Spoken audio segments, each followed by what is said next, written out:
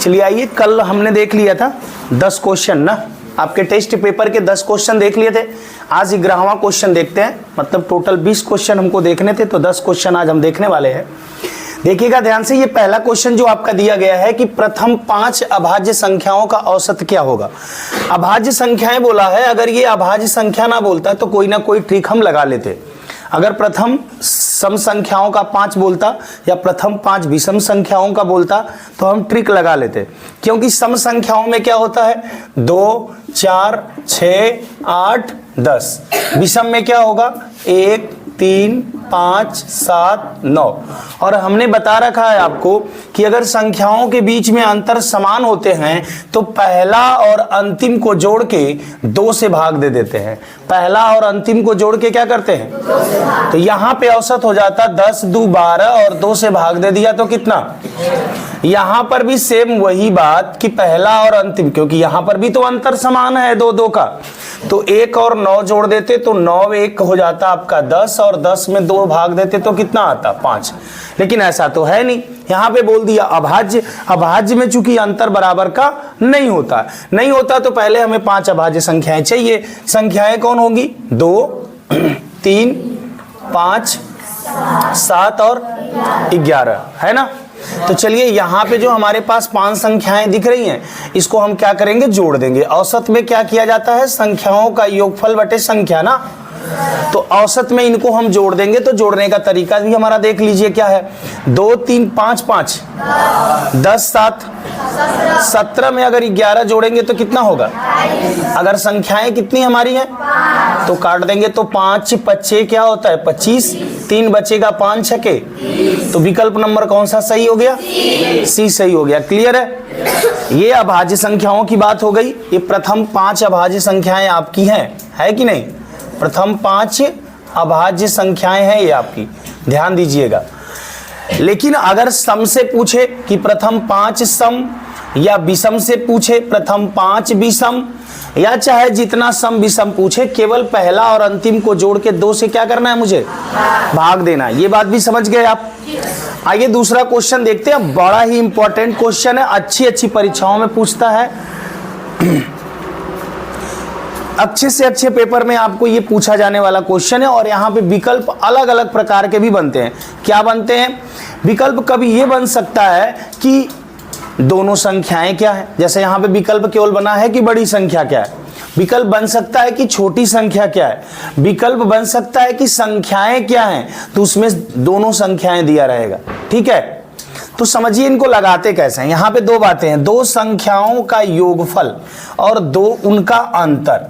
मतलब 2 कोई संख्या मान लीजिए कि ये है और ये क्या है b है, इनको जोड़ा गया तो कितना आना चाहिए 20, और यही दोनों संख्याओं का अंतर। अंतर का मतलब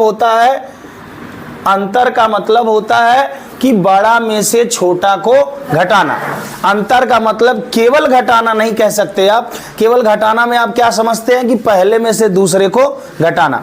यहाँ पे देखिए थोड़ा सा इसको मैंने अलग प्रकार से चिन्ह का उपयोग किया है, ये थोड़ा तिरछा होता है ऐसे। इसका मतलब होता है कि जो इसमें बड़ा है, चाहे पहले वाला बड़ा हो तो इसमें से दूसरे वाले को घटा लीजिए, अगर दूसरे वाला बड़ा हो तो दूसरे वाले में से पहले वाले को घटा लीजिए। समझ पाए हमारी बात। यही दिया है, 2 संख्याओं का योगफल और 2 संख्याओं का क्या अंतर। अगर हमसे बड़ी संख्या पूछेगा, कौन संख्या, बड़ी संख्या पूछेगा, अगर बड़ी संख्या पूछेगा तो हमको कुछ नहीं करना है, इनके योगफल जो दिए गए हैं दोनों संख्याओं का, ध्यान दीजिएगा, योगफल और दोनों संख्याओं का जो अंतर दिया गया है, दोनों को जोड़ के 2 से हम क्या करेंगे भाग दे देंगे, तो हमारा क्या निकल जाएगा बड़ी संख्या। जैसे 20 है और 4 है ना, तो 20 4 कितना होता है भाई, ये तो सबको पता होगा। 24 का आधा अगर हम कर दें तो कितना आता है, तो बड़ी संख्या क्या हो गई, आंसर तो आपका मिल गया यहाँ पे। लेकिन हो सकता है कल के डेट में क्या पूछे, छोटी संख्या बताओ, क्या बताओ, छोटी अगर पूछ देगा तो क्या करेंगे, तब आंसर होगा कि दोनों संख्याओं का जो योगफल था, इस योगफल में से घटा देना आप इनके क्या अंतर को, इनके क्या घटाना अंतर को, बटा क्या कर देना 2। तो योगफल बताओ कितना है 20। अंतर कितना है? और 2 से भाग देंगे, यहाँ पे घटाने पे 16 आता है और 2 से भाग देने पे क्या आता है?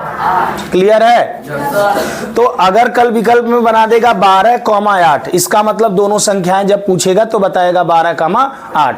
अगर छोटी संख्या पूछता तो 8 आंसर, और बड़ी संख्या चूंकि सवाल में पूछा हुआ है तो ये आंसर हमारा क्या होगा? 12 होगा। क्लियर है? नोट करिए इसको। आइए नेक्स्ट क्वेश्चन देखते हैं, 13 नंबर। 12 क्वेश्चन तक हमारे हो गए हैं, 13वां क्वेश्चन देख लेते हैं।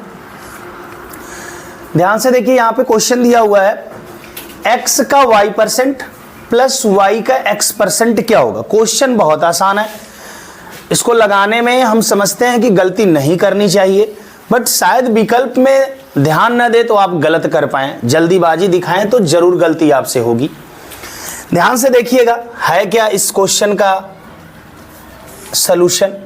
x का y% प्लस है y का x%। परसेंट दोनों में है, जैसे हम जो चीज दोनों में 2 पार्ट में ना, यहां प्लस के द्वारा 2 पार्ट में बटा हुआ है, तो हम क्या करते हैं, जो दोनों में होता है उसको हम कॉमन ले सकते हैं। तो हम यहां परसेंटेज को भी कॉमन ले सकते हैं। जैसे x का मतलब तो गुणा होता है ना भाई, प्लस y का मतलब क्या होता है? अगर हम प्रतिशत को कॉमन लेके ऐसे लगा दें तो कोई दिक्कत? फिर आंसर आ गया। ये है xy और ये भी तो xy ही है। xy चाहे yx, बात तो एक ही है। तो xy कितने xy भाई? तो बताइए 2xy प्रतिशत आएगा। अब आप क्या किए हैं? 2xy आंसर मारे हैं। भाई प्रतिशत कहाँ गया? मौसी के घरे तो जाई नहीं, चल गए ला? नहीं, फाद का गया है, तो मौसी क्या छोड़ दिए उसको। चलिए अच्छा, इसको नोट करिए आप। नहीं रुकिए, अगला क्वेश्चन देख लीजिए, उसके बाद नोट करिएगा। 3 अंकों की कुल कितनी संख्याएं? क्या बोला? हाँ भाई, हमारी संख्या पद्धति में डेसिमल सिस्टम जो हम पढ़ते हैं उसमें हमारा 3 डिजिट का कुल कितने नंबर होते हैं 3 अंक में? तो 3 अंक की पहली संख्या कहां से शुरू होती है? 100 से। कहां से? 100 से। और अंतिम संख्या 3 अंक की 999। क्या? चलिए फिर इसको निकालते कैसे, जरा हम आपको समझाते हैं। अब भाई देखेंगे कि 100 से 999 तक हमको निकालना है कि कुल कितनी संख्याएं हैं। तो इसके लिए एक छोटा सा दिमाग में अपने बात रखिएगा कि जितने अंक की पूछे संख्या, जैसे यहाँ पे कितने अंक की पूछ रहा है? 3 अंक की कुल संख्या पूछ रहा है, तो 3 अंक की बड़ी संख्या लिखिए। 3 अंक की सबसे बड़ी संख्या, 3 अंक की क्या? सबसे बड़ी संख्या, सबसे जी बड़ी संख्या। तो क्या हो जाएगा? ये 900। इसके बाद आप क्या करिएगा, ऐसे सवाल जब आपको करने हो तो 2 डिजिट का मतलब 3 अंक के पहले कौन? 2 अंक आता है, तो 2 अंक की जो होती है 3 अंकों की, और ये हो जाएगा 2 अंकों की। 2 अंकों की सबसे बड़ी संख्या लिखिएगा, क्या होगा? इनका अंतर कर दीजिएगा। 9 में से 9 गया, 9 में से 9 गया, यहां पे 9 आएगा। अंतर कितना आया? जो अंतर आएगा वही आपका आंसर होगा। इसका मतलब 3 अंक में कुल कितनी संख्याएं होती हैं? तो वो 900 होती हैं। कितनी होती हैं? इसको नोट करिए आप।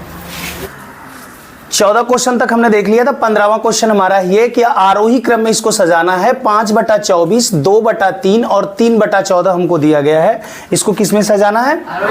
आरोही क्रम में। हमारे 2 तरीका हो सकते हैं। एक तो हम विकल्प से इसको बहुत आसानी से लगा सकते हैं, दूसरा है कि हम इसको सॉल्व कर लें, तब देखेंगे कौन सा विकल्प राइट है वो कर लेंगे। आइए हम पहले लगा के आपको दिखाते हैं कि कैसे ये लगेगा। ठीक है, तो यहां पे लगाने के लेवल पे जब हम ये देख पा रहे हैं तो ये हमारे पास 3 फ्रैक्शन मतलब भिन्न दिया गया है। इसमें हमको ये देखना पड़ेगा कि सबसे छोटा, आरोही में हम क्या ढूंढते हैं? सबसे छोटा कौन है। बड़ा वाला को छोड़ते चले जाएंगे तो छोटा वाला अपने आप मिल जाएगा। तो हम जो पहला मेथड हमारा एक आपको सिखाया था, उसमें ये सिखाया था 2-2 नंबरों का कंपैरिजन करके ना क्रॉस मल्टीप्लाई करेंगे। जैसे 3 का 5 में मल्टीप्लाई होता है तो कितना आता है? और 24 का 2 में कर देंगे तो कितना हो जाएगा? 48 हो जाएगा। तो पता है 15 छोटा होता है, 48 बड़ा होता है। अगर जो छोटा है तो उसके नीचे वाली भिन्न हमारी छोटी हो जाएगी। इसका मतलब 5/24 यहाँ पे क्या है? छोटा है। अभी काम खत्म नहीं हुआ, इसलिए नहीं खत्म हुआ कि मेरे पास एक और भिन्न दी गई है ना। अब इससे हम कंपैरिजन करते हैं तो 14×5 कितना होता है? और 24×3 कितना होता है? 72। 70 और 72 में छोटा कौन है? चलिए भाई, इन दोनों में भी ये छोटा है और इन दोनों में भी ये छोटा है, तो ये तो सबसे छोटा हो गया ना। तो चलिए हम इसको पहले लिख लेते हैं 5/24। इसके पास 2 भिन्न हमारे पास और बचते हैं, फिर क्रॉस मल्टीप्लाई 14 दूना के और 3 तिरिके। बताइए 9 छोटा होता है या 28 छोटा होता है? तो फिर इसको पकड़ लेंगे तो 3 कितना हो गया? 14। और इसके पास बच गया मेरे पास 2/3। तो ये मेरा हो गया विकल्प नंबर हमारा कौन सा राइट लग रहा है? डी। अगर हम विकल्प से ढूंढते तो बहुत आसानी से ढूंढ सकते हैं। अगर ये आरोही क्रम में जो मेरा आंसर होगा उस आंसर में सबसे छोटा वाला नंबर सबसे पहले होना चाहिए, फिर उसके बाद उससे बड़ा, फिर लास्ट में सबसे बड़ा।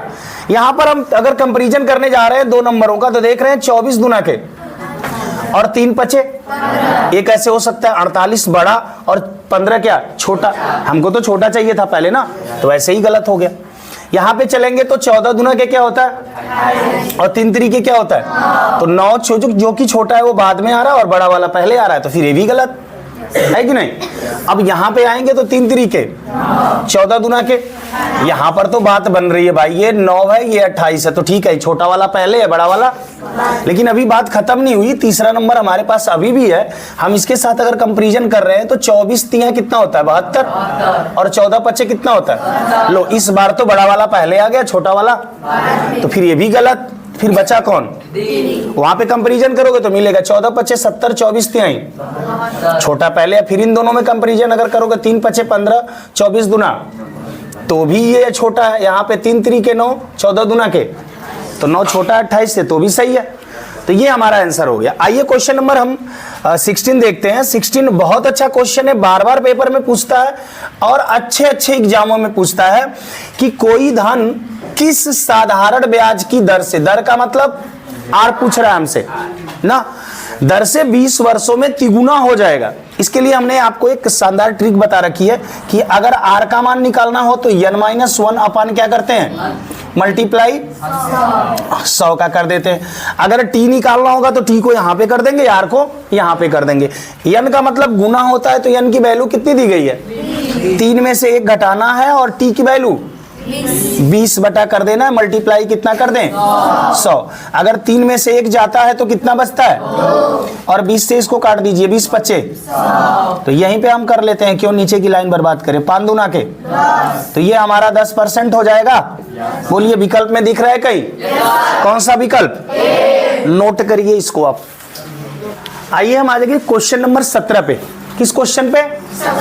17 क्वेश्चन है, फिलअप करना है। यहाँ पे एक सीरीज दी गई है, इस सीरीज को हमको पूरा करना है। क्या करना है? सीरीज को पूरा करना है। आपके एग्जाम में एक क्वेश्चन आना ही आना है, ये जान लीजिए, ठीक है। तो ध्यान से इसको देखिएगा। क्वेश्चन आसान होता है, बट हो सकता है कि पहली बार में उस चीज को आप न समझ पाए।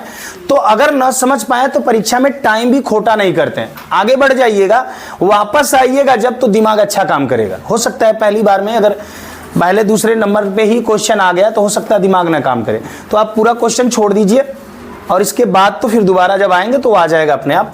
देखते हैं, अध्ययन करने की कोशिश करते हैं कि हो क्या रहा है। 19 से 23 हुआ है, कितना बढ़ गया भाई? सॉरी 4 बढ़ गया। कितना बढ़ गया? 4। अब 23 से क्या हो गया? कितना बढ़ गया? 3। अब 26 से क्या हुआ? 4 बढ़ गया। कुछ मामला समझ में आ रहा है कि पहले 4 बढ़ रहा है, फिर 3 बढ़ रहा है, फिर 4 बढ़ रहा है, फिर क्या बढ़ेगा? 3 देखिए बढ़ रहा है। बिल्कुल सीरीज हमको समझ में आ गई ना। तो अब क्या बढ़ेगा? 4 बढ़ेगा। अगर बढ़ेगा तो कितना होगा? विकल्प में है विकल्प नंबर सी। चलिए आते हैं, एक और क्वेश्चन है। एक बस है, दिल्ली से 10:25 में खुलती है तो जयपुर पहुंचती है 4:05 पे।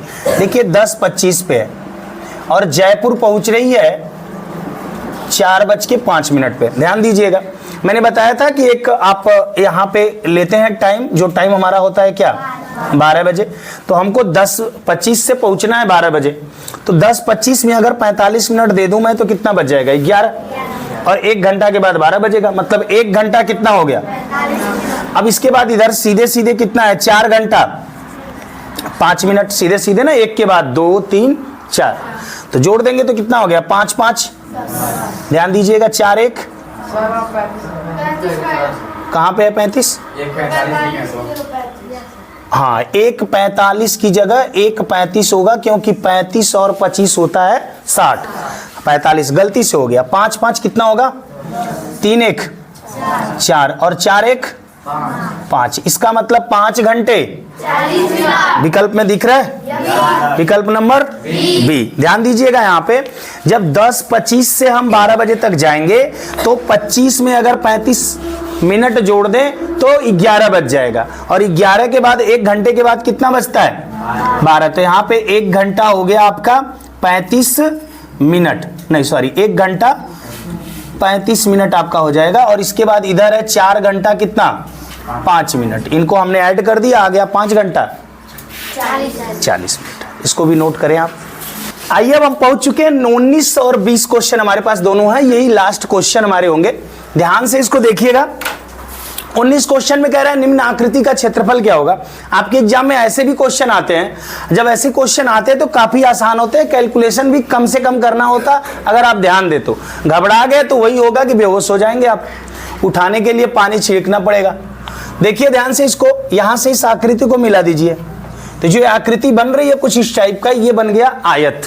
क्या बन गया आयत। फिर मुझे 12 का किस में गुणा करना होगा 22 में, 12 दूना के, अब 12 दूना के 24 दो, यही तो होगा, इसकी तो हो गया। क्षेत्रफल कितना हो गया 264।